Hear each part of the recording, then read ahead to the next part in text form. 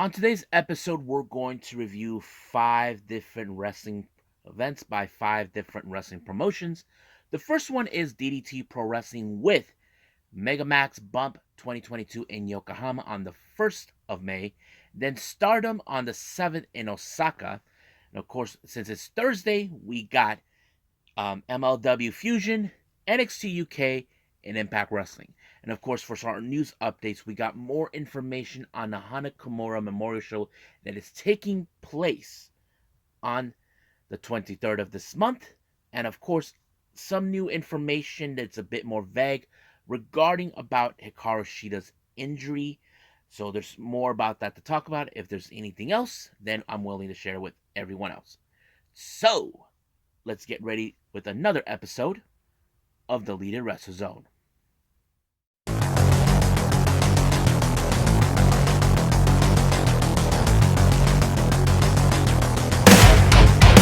Are you ready? Get up, get up! Get up, get up! Get up, get up! Get up, get up! Get up, get up! Get up, get up!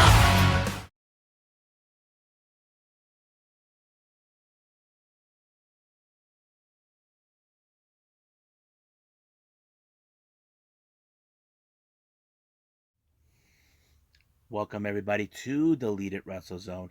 All things that it's pro wrestling with AEW, NXT, New Japan Pro Wrestling, Impact Wrestling, the National Wrestling Alliance, various promotions, wrestlers, matches, and championships.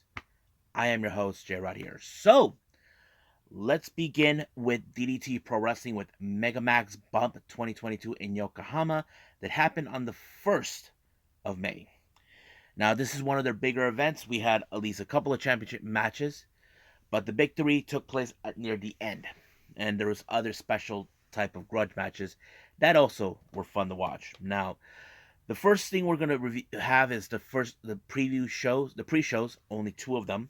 We had Yuya Koroku taking on the newest member of the roster, Kanon, who is originally from Just Step Out, Taka Michinoku's promotion. He already made his intentions that he wants to be, that he's been coming here. I have to say he really shows a bit of the attitude and aggressiveness in this match, despite the fact that he's facing a guy who is now part of the 4th incarnation of Burning.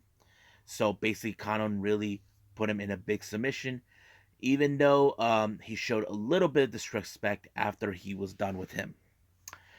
Now, our next match, we got Yuki Ishida and Antonio Honda taking on the members of Disaster Box, consistent of Naomi Yoshimura and Toru Owashi. Now, in this particular match, you all know Antonio Honda. He tried to play tricks, put in a bit of the comedy routine in his shows, and every single time. But however, the one person who had to suffer the embarrassment of Antonio Honda was Naomi Yoshimura.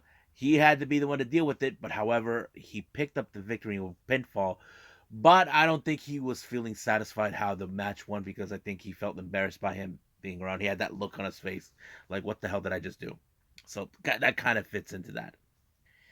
Now, our opening card, we got Toi Kojima taking on Shinya Aoki. Excuse me. Now, this particular match was insane because Shinya Aoki has he seems like he's good of a grappler from what I can see. I was surprised how he was able, but he put Kojima in some sort of leg lock that I never seen before, and I thought it was crazy. And of course, Kojima had no other choice but to tap out, giving Aoki the W on this one. Next up, we have the KOD 10-man tag team match. We have, for the first team, we have Kazuki Irada, Shinjiro Tagagi, Gota Ihashi, Akito, and Yoshiaki Yatsu to take on Tanosak Toba, Mikami, Gentaro, Takashi Sasaki, and Poison Sawada Julie. They're all the champions. This match, they try to divert certain things about certain wrestlers. Like, for example, Irada. He's always tried to do his little dance routine. When you hear that song, Tokyo! So basically, he tried to do the dance, but they keep the opposing team keep railing him not to this. Like, nope, we're not letting you to do that. But however, because of that, he got knocked out by one of them, and they got the pinfall on him, and of course the champions retained the title. So what an embarrassment. Now our next match, we got an intergender tag match. We have Shumna Katsumata teaming up with Mayu Yuki, taking on the members of Eruption, consistent of Hideki Okatani and Saki Akai. Now, in this particular match, it was pretty good. I liked this tag match, how it was with intergender. However, I did the one person who had the bit of the attitude in this particular match was Shun Katsumata. As you know, he's a bit of a hothead in this particular throughout the entire life. But he was the one who picked up the victory onto Hideki Okatani. He won the match, but however, while he was leaving, we received a surprise visit by none other than Prominence. Now, it was still unclear why. Well, if you guys remember, during the King of the Street tournament that took place not too long ago, Zuzu was his opponent and she lost that match. So apparently Zuzu wants another shot of him because she feels frustrated that she lost that match. But however, Katsumata says, I don't need to wrestle you. I already beaten you. But if I was Katsumata, I will watch my back because sooner or later Zuzu will get what she wants, and I had that feeling she's not gonna stop. Now, our next match, this was a very unusual. Now, I mentioned pheromones have been a problem to the general manager, Asiya Imabashi. Now, Imabashi has had enough of the pheromones with their recklessness, trying to win the matches less than 30 seconds. He even tells them to restart. Stop having, of course, try to rape the wrestlers. Stop having Yuki Ino using his ass onto the opponents. He had enough of it, so he decided to take matters in own hands and pick partners of his choosing. So he sided with Muscle Sakai and Akira, not Akira from the here in the U.S. the Death Samurai. This is different Akira. So basically, they signed up with him, so taking on the four members, but Imabashi's children were watching. So basically, the pheromones want to embarrass him right in front of him, because the thing is, the pheromones had enough of him, tried to tell them what to do, not to be all sexy and stuff. But however, I feel bad that they had to watch their dad. These kids had to watch their dad get his face in, of course, Yuji Ino's ass, and that kind of goes out in its own way. It kind of goes like, what the hell? And Balinaki was commentating, was like, I feel sorry for those kids. I mean, yes, you should feel sorry for them because their dad is getting hammered by these guys. But he was able to pick up a pinfall on the one person he despised, which is then Shuko Dino. And Dino did not like that. One way or the other, he was pissed. However, Imabashi decided that it was, since he had two people to help him, he rewarded Akira for his help by saying, I make the matches, you, Yuki Ino, are going to put that DDT Extreme Championship on the line against Akira. So basically, he now is in full control one way or the other. So it's sending a direct message to Pheromones, stop with this crap. So that's the message he sent to them. Now, our next match, we got Soma Takoa, Yuji Ino, and Yukio Naya taking on the members of Damnation TA, Daisuke Sasaki, MJ Polly, and a mystery partner. But Minoru Fujita was there, but however, he was injured with his left eye. But this has brought back memories to two particular members, and that is, of course, Soma Takoa and Yuji Ino. Now, Soma Takoa was put the blame by Sasaki, saying it's your fault that Damnation fell apart.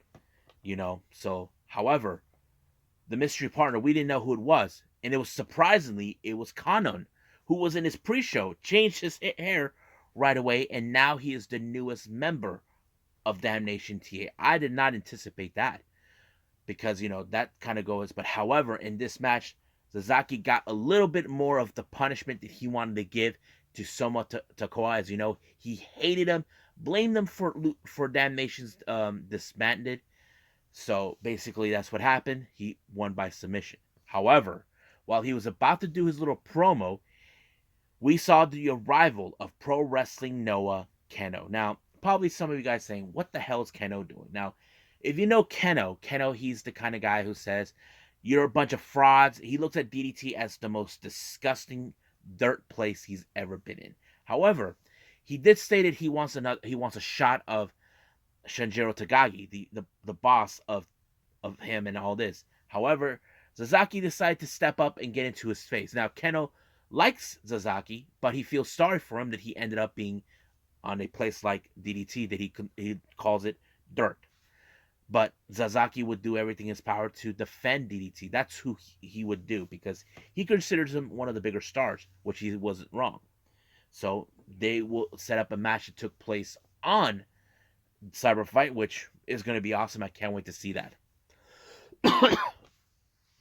Now, our next match, we have Eruption, consistent of Kasuda Iguchi and Yukio Sakaguchi taking on Hikaru Sato and Arashima. Now, this match was great. A little bit of the grappling, bit of the striking.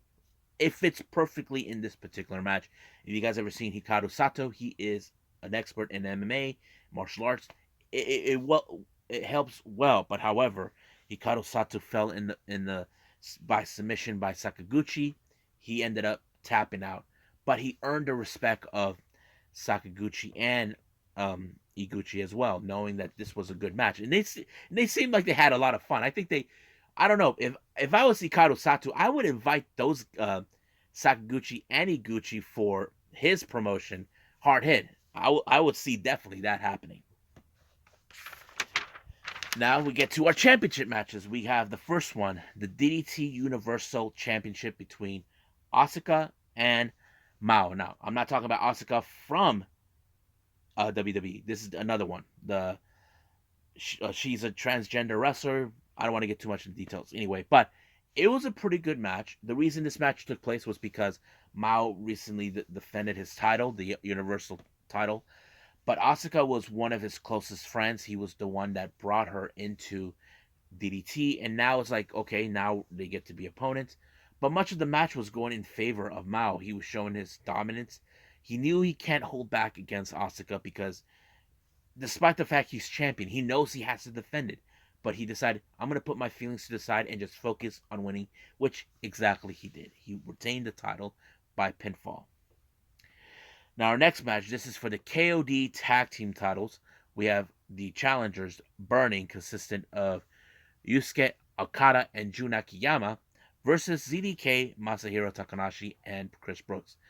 Now, much of this match, Okada and Akiyama were dismantling Takahashi. He was already worn out, beaten up, but somehow Takahashi was able to try to get Chris Brooks involved, but to no avail, because the way I see it, Okada and Akiyama were throwing a bit of the submission type of tactics that helps them win in their matches.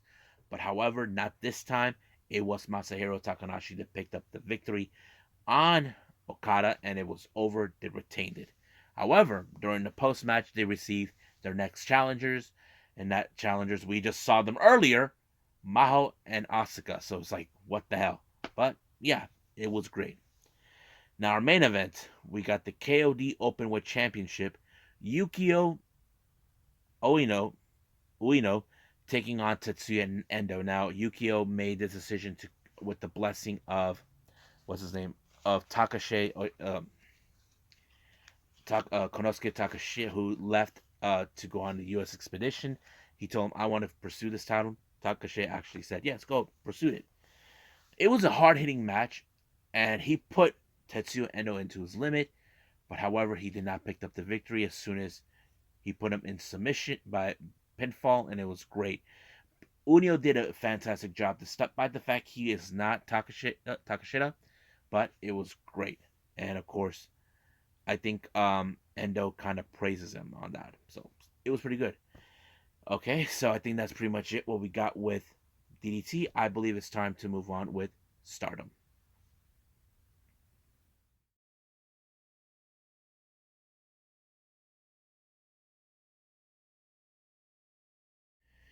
Okay, so we're here with Stardom. They were still continuing with the Golden Week. As you know, this was the last show of that. Um, this took place on the 7th of May in Osaka.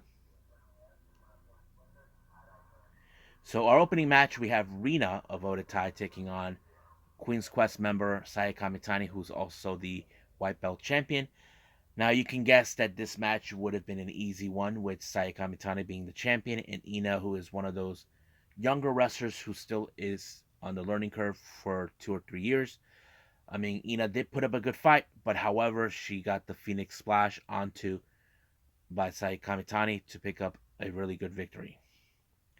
Next match, we got the members of Stars, consistent of Hana and Saida, to take on DDM's Tekla and Natsupoi. Now, there's a lot of strength that I can see within Saida and Tekla, but however, it was Natsupoi who picked up the victory onto Hana by applying a very high speed match, which was pretty good, giving a little victory for this. However, I did mention this bring up a little bit of momentum of DDM, since they have been losing, had some losses, and of course the split. We don't know yet.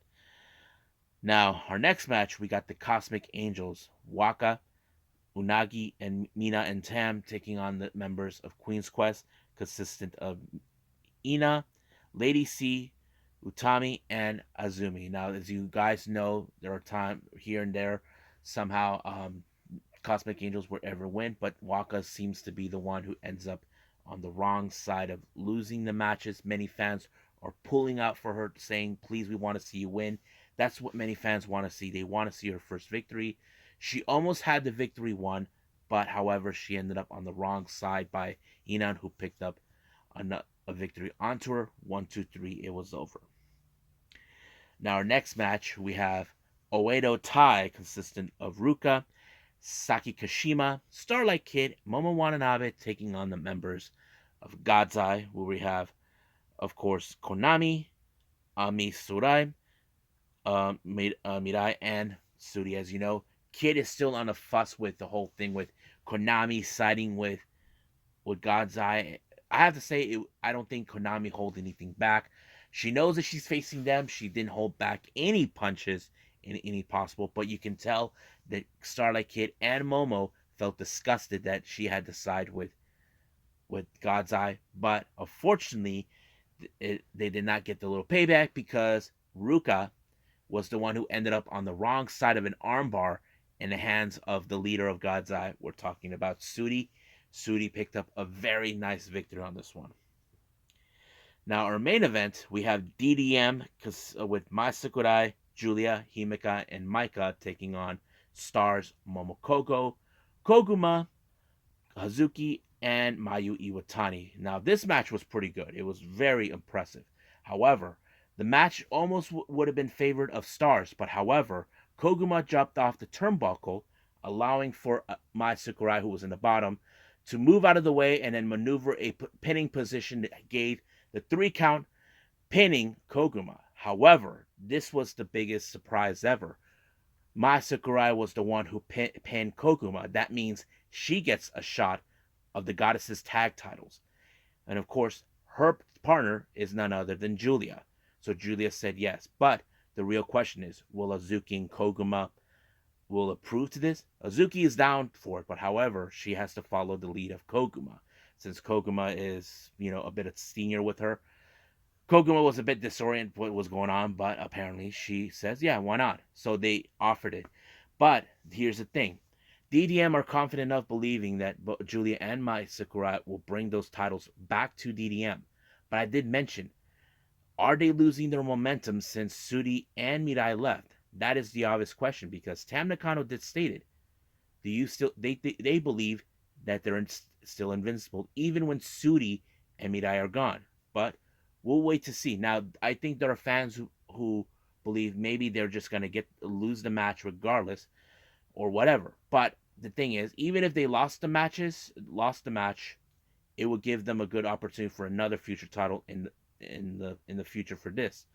But we'll just gotta wait and see. But as right now, I think we're done reviewing with the Stardom's match events. But I believe right now we should move on with MLW Fusion.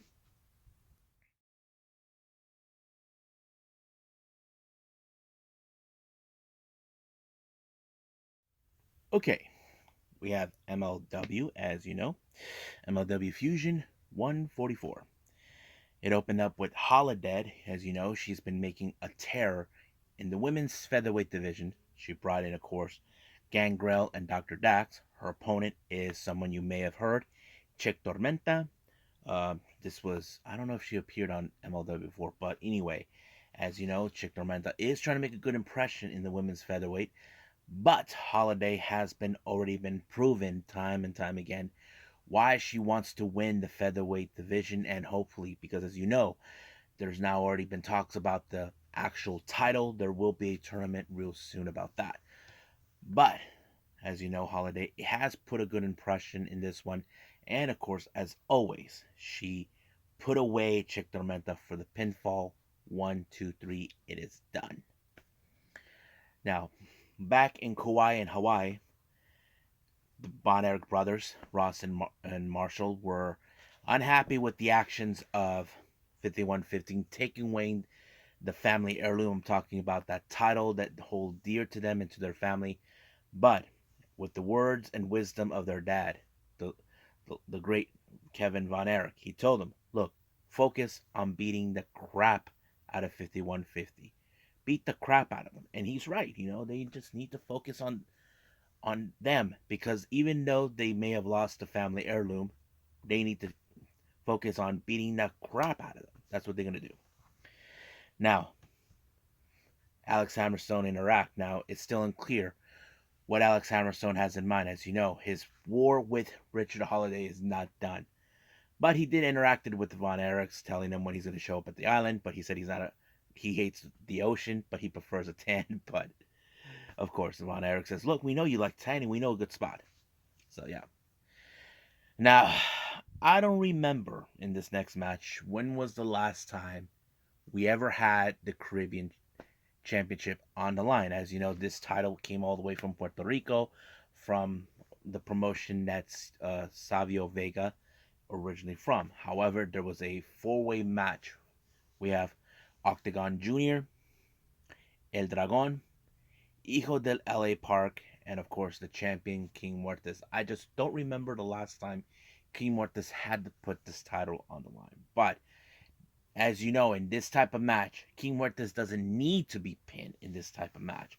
But of course, the other competitors, they know that the only common factor and threat in this match is King Muertes. So, as you know, they tried to get rid of him. Until they got to do that, it was Octagon Jr. who picked up the victory by pinning El Dragon and becoming the brand new Caribbean champion. So we're very all excited and see what's going to take place in the future for this particular title. Now, as you know, the feud between the Von Erichs and 5150 rages on. Once again, the propaganda with 5150 continues. As you know, they're sick and tired of the Von Erichs, all this and that. They believe that their legacy is all full of garbage that doesn't mean anything. But however, they decided, they're going to play by their rules. Basically, set up something in that is well known in Texas, a well known stipulation, the bunkhouse brawl. Yeah, we all know the bunkhouse brawl is where all the carnage begins. But the real question is, can 5150 survive it, or will it be the Von Erichs to survive it? We'll just gotta wait and see. Now, our main event is the Apocalypto match between Bestia 666 taking on Jacob Fatu. If you guys remember, 2 weeks ago, Bestia attacked Jacob Fatu for out of no reasons. We don't know why, but we realized later that El Jefe, Cesar Duran, had something to do with it. So he paid him last week, but however, he didn't give him the amount that he was going to tell him. However, he was willing to finish off Fatu in this particular match. But in this particular match, there are no rules. Basically, all weapons are allowed. Even though this is the kind of match that Fatu will definitely try to get away. But mostly this one has the experience of Bestia 666. So basically, Fatu won by doing the Samoan drop, and it's done. He won the match. But however, later on in the Kings of Coliseum, he will be contending against once again Mads Kruger. So luckily he didn't show up, but there's exciting news coming for Fatu in the way. We'll just gotta wait and see what happens. Now, Cesar Duran decided to address the press and the fan base about what's about to happen. Once again, he gave the podium to, of course, Richard Holiday, who is trying to believe he believes that he is the true real champion, that real change is coming. But of course, Hammerstone's not gonna back down from this propaganda from Holiday. But Alicia too decided to poke a bear and decided to toss her drink right in his face, but in the process, El Jefe got whacked. But the real question is, who's going to pay for it? Will it be Alicia Toot?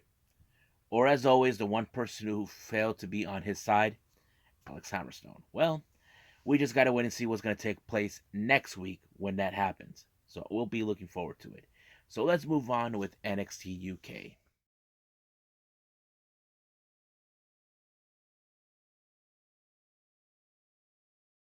Okay, NXT UK, a lot of exciting things have taken place. So our opening match is we got the Ashton Smith and Oliver Carter taking on the Gallus Boys, Mark and Joe Coffey. Now keep in mind, Smith and Carter were very close in winning this match, their tag match, to finally become tag champions. But of course, Trent Seven, who bend the rules, decided to do whatever it takes to retain those titles. But however, they do get another opportunity. But the only way to do that is by getting through the Gallus Boys. So this match was a very interesting one. However, recently with the Gallus Boys, mostly with the Coffee brothers, they've been going back and forth, arguing who screwed up, who dropped the ball. Of course, Wolfgang had to be the peacemaker, mediator between the two brothers. They seemed like they were getting on the same page, but however, at some point, they were getting into Joe Coffey's knee. His knee was starting to mess up, but of course, Carter and Smith were able to use that in their advantage to disorient him as much as possible. However, that particular knee bump has been affecting him, unable to proceed, but it also cost him the match. Now, Mark could say to him it's not his fault. Basically, this is unexpected. But the real question does remain, what does this mean for Joe Coffey? As you know, he is known as the Iron King for a reason. They did rule NXT with an iron fist almost a couple years back. But now he's going to take some time off, maybe try to refresh what he's going to do next. As you know, he hasn't even held the one title he's been destined to hold, and I'm talking about the NXT UK Championship. Now, A Kid, as you know, has been dealing with Charlie Dempsey and D Familia for a while now. As you know, A Kid was a very good friends with Dempsey until he decided to be a total jerk to everyone, acting like he didn't care. Had matches with them, but he lost. However, he is going to take another shot at Dempsey, but this is not going to be a regular standard match. He did stated that this match is going to be under the Heritage Cup rules. So basically, this except without the cup, it's going to be just the rules itself. So we'll see if Dempsey can play by those rules, or will the Familia once again gets involved. Now, Amelia McKenzie, as you know, she is a proud protege of our current NXT Women's UK Women's Champion Meiko Satomura. She was about to give her thoughts about the match, but once again, the person who demands all the attention, Lash Legend, interrupts her. Amelia decides to stand up against her. Instead of trying to get into a fight with her, Lash Legend decides to be the smart one and walk away. But if I were her, if I was Lash Legend, be careful, because she believes that the entire women's locker room should be unnoticed. Now, our next match is the debut of Ivy Nile, all the way from NXT 2.0. Many fans are a bit in the UK are fans of Diamond Mine. We already saw Roderick Strong, but however, Nina Samuels, who had enough of this attention from her, decided to take a crack at her. I mean, you probably would have guessed it that this people would have said Ivy's gonna kill you. I would have expected that, but I didn't. It didn't happen. But however, Nina Samuels' biggest mistake was slapping her in the face while she's at the turnbuckle, but she put her in her finisher move right there, and of course she choked the life out of her, and she had to tap out. So it serves Nina Samuels right. Don't try to poke the bear, or should I say, the lion, the female lion. Whew. Now, as you know, Damon Kemp has made a good impression. He he's happy to be at NXT UK, especially at the Performance Center in the UK, where he wants to learn the ways of British wrestling. However, Shaw Samuels decided to also pick a fight with him, even though it happened last a week or two ago. So this time he will get his hands on him when that day happens, and I can't wait to see that happen as well. Now, Dave Mastiff and Jake Stars, as you know, they've been a very solid tag team. They decided to make a mockery of De Familia. That includes Dave Mastiff tried to pretend that he thinks he's Tailman. Jake Stars tried to pretend that he is, of course, Rohan Raja. And of course, Charlie Dempsey was just the guy with the picture of his face with the broomstick. So I don't know exactly what De Familia would do. I have this distinct feeling that they're not going to take this too kindly. They will probably will attack them where they least expect it, or if they're trying to pick a fight. I don't know exactly, but I don't know if this is smart out of those two to pick a fight, try to mock the Familia or poke a bear. I don't know. I can't tell the difference on that, but we'll see. Now, a couple of weeks ago, we saw Kenny Williams, who was in a match against Sam Gradwell. And then, of course, this mysterious masked guy shows up out of the blue and started stalking him during that match.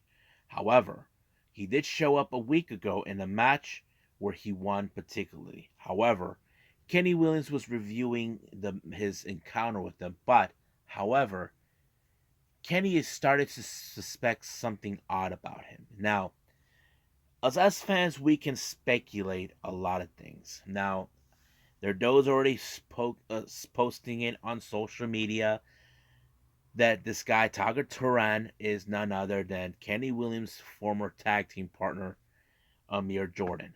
Now, to me, it does seem logical. A, Kenny Williams believes he got rid of him. But what if that's the case? If it is Amir Jordan, then he may be looking for some payback for betraying him, try to cut some corners the last time the encounter. Now, Kenny Williams, if it is him, if Kenny Williams does discover that's who he is, he's going to demand to have him removed or whatever it takes.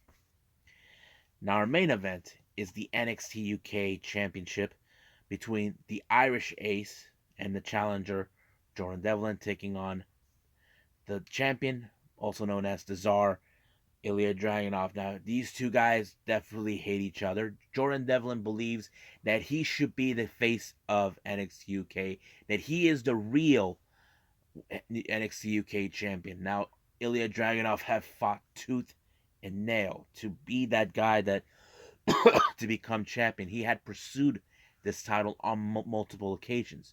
Now, the last time these two faced, it was a empty arena where, of course, Jordan Devlin came up short and Dragunov proceed. But man, it looks like Devlin had a plan, tried to disorient the back of the neck of Dragunov. Devlin put that a lot of pressure to disorient. Now there was a moment where he thought that he won the match, but however, it did not. Dragunov had his foot on the ropes. Ref didn't see it, but apparently it got restarted. Now, it probably would have made Jordan Devlin real upset knowing that he had the match won, but he had his foot on the rope. He decided, okay, I'm going to continue on, but however, Dragunov pulled off two Moscow torpedoes onto Devlin in order to retain the title. So that means Devlin is out of NXT UK, and Ilya Dragunov remains champion and continue to reign supreme. Now, some of you probably say, is he out of WWE? Well, no. I have that distinct feeling like any other NXT UK wrestlers that we've seen so far. I have that feeling that maybe Devlin may be moving to the United States. As you know, many of the NXT UK stars that go there are there and they move to the US in order to compete. That is my initial assumption. If that's the case, I can't wait to see that. The latest additions from the NXT UK landing in NXT 2.0 was none other than the current NXT tag champions, Pretty Deadly. So that could be a possibility, but we won't know until that day happens. But we'll follow up. So I think that's pretty much it. So let's do our last review, Impact Wrestling.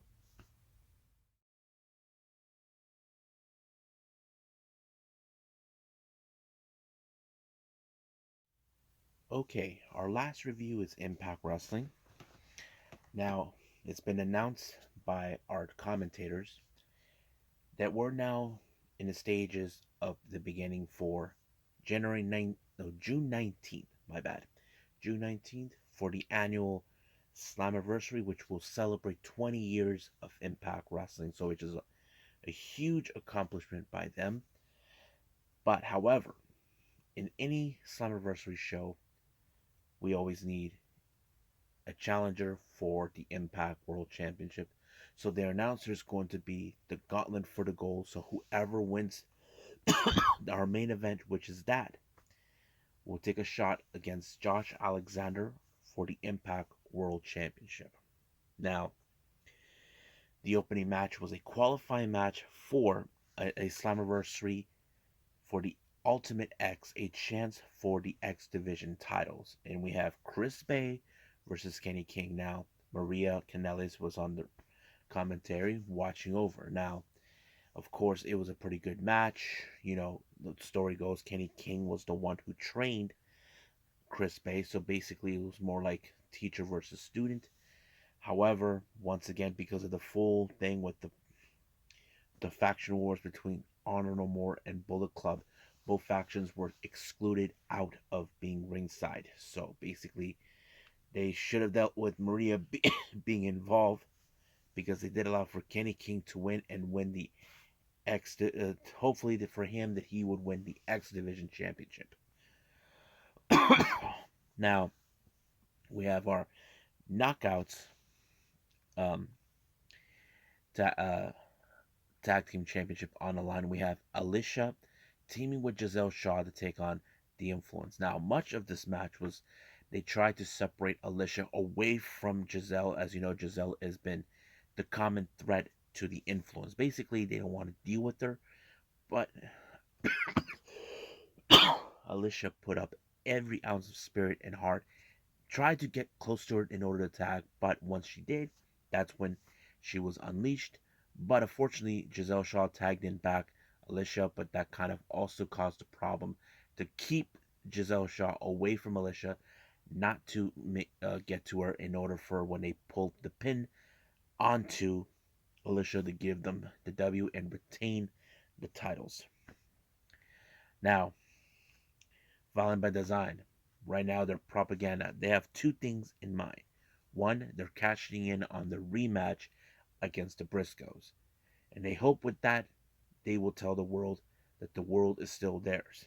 And two, Eric Young has revealed that he will be entering in the Gauntlet for the Gold and claim that he will win it and challenge Judge Alexander for the title, saying that this world will always belongs to them. So we'll see what happens in the Gauntlet. Now, Gail Kim, as you know, I talk about Gail Kim a few times, how we all can talk about her being one of the best wrestlers in Impact. We can say that WWE didn't do a thing for her in her time, but Impact has given her plenty of opportunities. Not to mention, she was the very first Knockouts champion, which is part of history. Now she wants to make history for the Knockouts division. So we're going to. She announced for Slammiversary the first ever Queen of the Mountain match. Now, those who don't understand what the hell is a Queen of, there is this thing called the King of the Mountain. King of the Mountain is where instead we have five competitors. Now, instead of pulling the belt down, you have to take the belt in. But if there's like a penalty or something, you put in the box. So she already picked five competitors, but she only announced four until she was really elected. Those who were in, is of course Tasha Steeles, Jordan Grace, Deanna Prazo, and of course Chelsea Green. However, Tasha Steele shows up, interrupts her, saying that Savannah Evans will be in it, but however, Gail Kim says that she can't make it because most of these women are former champions. However, the person who was the fifth was none other than the newcomer Mia Yim. Tasha Steele feels that there's a conspiracy against her, but that's not it. Basically, there is no conspiracy. However, she wanted to hurt Gail Kim until she was brutally interrupted by Mia Yim.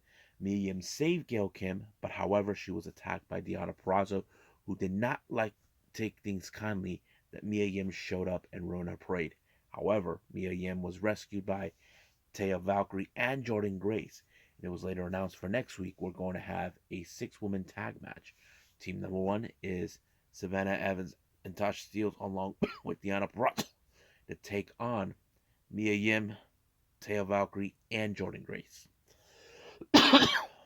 Now, during an interview, Rich Swann also said that he's going to be in the Gauntlet for the Gold match. But however, he still has an issues towards Matt Cardona. Now, Matt Cardona has been calling the Digital Media Championship the Digital Media World Championship.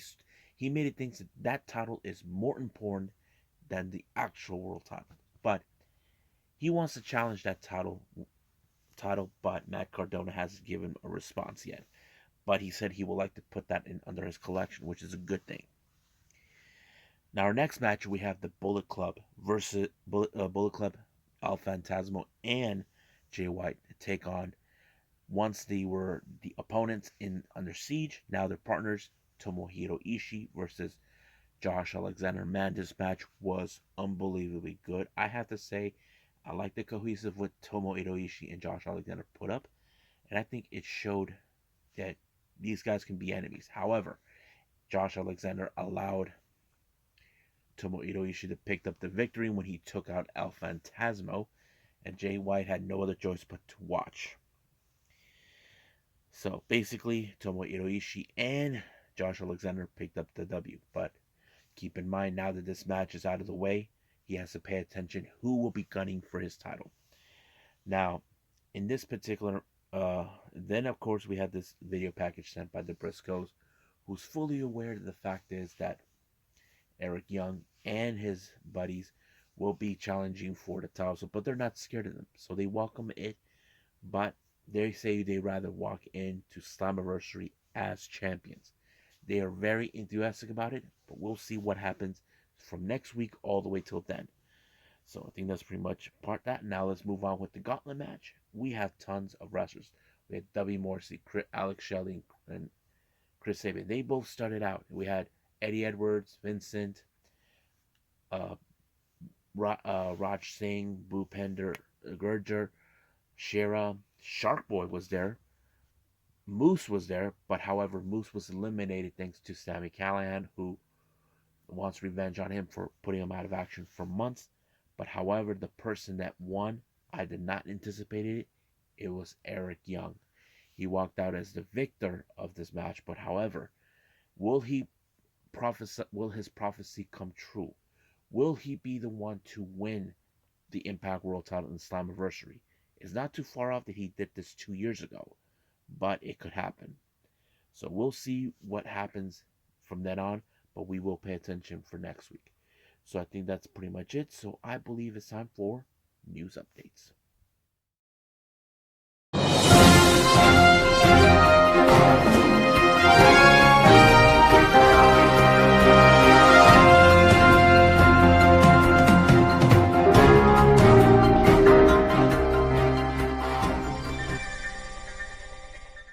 Okay, so here are the news updates. Now, I'm sure this one is pretty old now for all you DDT fans out there. They already announced for the upcoming Wrestle Peter Pan show that's taking place on June 22nd. Now, for those who don't know what Wrestle Peter Pan is, this is DDT's version of WrestleMania, one of the biggest shows every year that they have. I think they had this one in Saitama. I'm not sure, but we'll see. So, but they did announce that Dick Togo will be making this appearance. Now, some of you probably questioned, really? New Japan is going to allow him? Well, I don't know if he's a full-time roster member. That's the thing that kind of tells me, but we'll find out soon enough.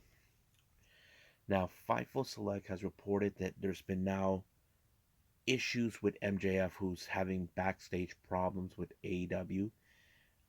It was indicating that he's been frustrated with AEW for quite some time now. And as you know, his contract with the company ends in 2024. It's still he hasn't even signed for a new deal. However, there is indications that he could be steering his way towards WWE. Now, there is information that WWE are interested in MJF. They like what they see in him. Cody did mention once before that he does predict that there are those within AEW that could make their way to WWE.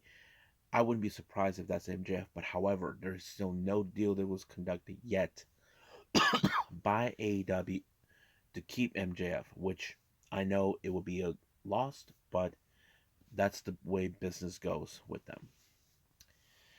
In other things, has been reported now with the Wrestling Observer, I believe. There's just been revealed that NXT are resuming live events. Now, if you guys remember this or not, they had two different type of live events. The ones that are in Florida, normally in Full Sail, but there's those who travel. Now, there was I remember here in San Diego, there were shows they were doing in Riverside, and that's where they've been.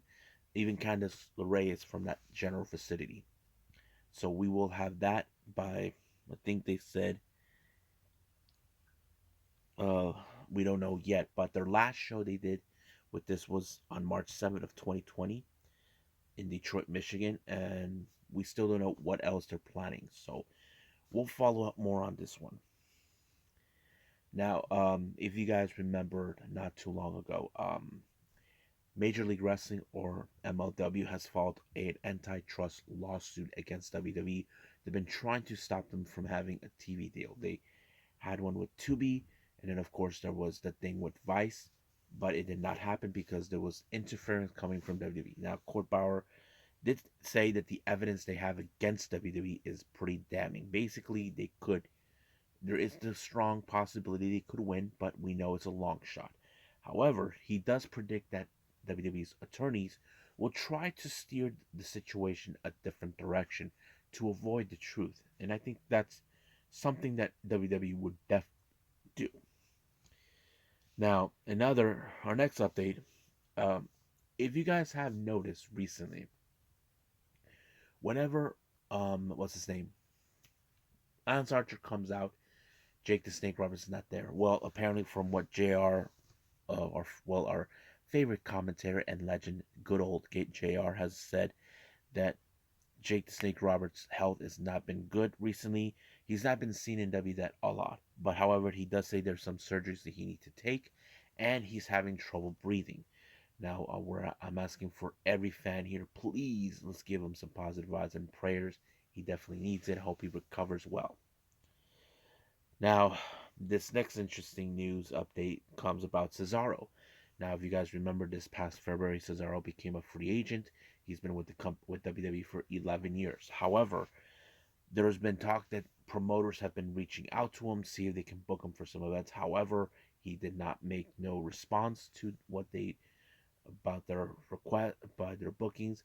But there is talk they're saying he does have a price. Now, if you guys are probably saying, what do you mean by that? Or do you understand what that means? Let me explain to you. My buddy Nico, when he was with Fist Combat for a while, the promoter, Mikey Gordon, was trying to book Jacob Fatu for their shows. However, Fatu said that he's only worth his salary is up to $2,000, which is money that the promoter did not have. So basically, they couldn't get him. It's still unclear how much how much money they have to pay him to make an appearance, and not to mention he does have representation, an agent who's supervising his bookings. However, Tony Khan did stated that he is a big fan of Cesaro, but however, there is possibilities we could see him with AEW, but we still haven't had no word if Tony Khan or any representatives from AEW has reached out to him if they were interested. Well, we may never know because sometimes Tony Khan will like to keep this quiet until the time is right. Now, for all of you guys who've been fans of the Yoshi world, especially with Hana Kimura, new information has arisen. Now, we know that the second annual Hana Kimura show, Bagus, is happening on the 23rd of May. It was now been announced that it will be, if you guys have Fight TV, you can purchase it.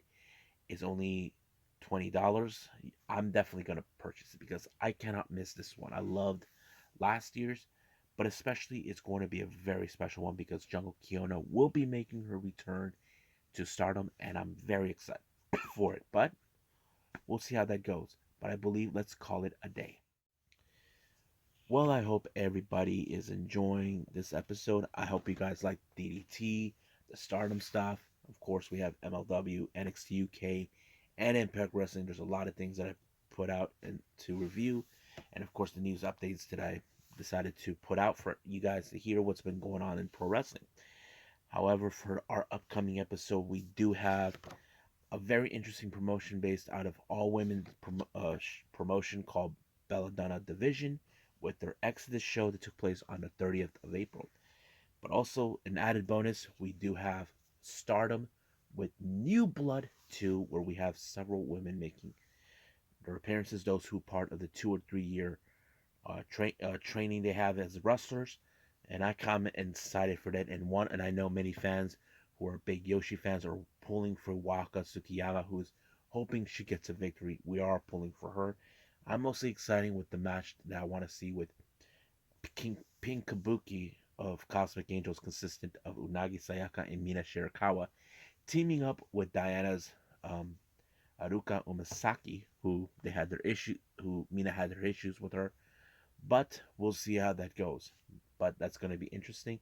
You can watch that for free on YouTube if you guys did not know that. If you guys don't have the, they will put it on watchprowrestling.live, but I would rather watch it on YouTube. And of course, we cannot forget AEW Rampage, where Rio will take on Ruby Soho in the qualifying Owen Hart match, and pretty much other things. And of course, NXT Level Up. And I think that's pretty much it. So I must bid all of you adieu. So I will see you guys in the next DWZ time. Same DWZ channel. I must bid all of you adieu. So goodbye.